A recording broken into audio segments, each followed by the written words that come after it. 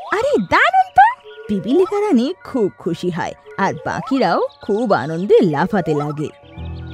তোমরা সবাই আমাকে কিন্তু একে মারার ধন্যবাদ দেবে না। এবার আমি সবাইকে সঠিক কথাটা বলতে যাচ্ছি।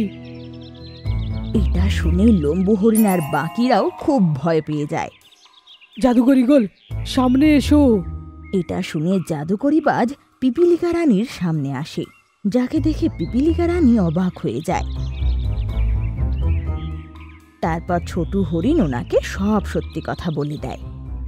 প্রথমে পিপিলিকা রানীর খুব রাগ হয়, কিন্তু তারপর ঠান্ডা মাথায় সব ভেবে দেখে আর বলে, তুমি আমাকে মিথ্যে তো বলেছিলে, তবে ঠিক আজ তোমার মিথ্যের জন্যই এই জাদুকরি বাজ যে এতদিন ধরে জেলে বন্দি ছিল আজ মুক্ত হলো, আর এর সততার কথা আমরা জানতে পারলাম। প্রিয় জাদুকরি বাজ, আজ তুমি তোমার সব শক্তি হারিয়ে আমাদের দ্বীপকে বাঁচালে। আর ছোট হরিণ, তোমারও সাহায্য এতে অপ্রতুলনীয়। তাই আজ তোমাদের দুজনকেই আমি ধন্যবাদ জানাই।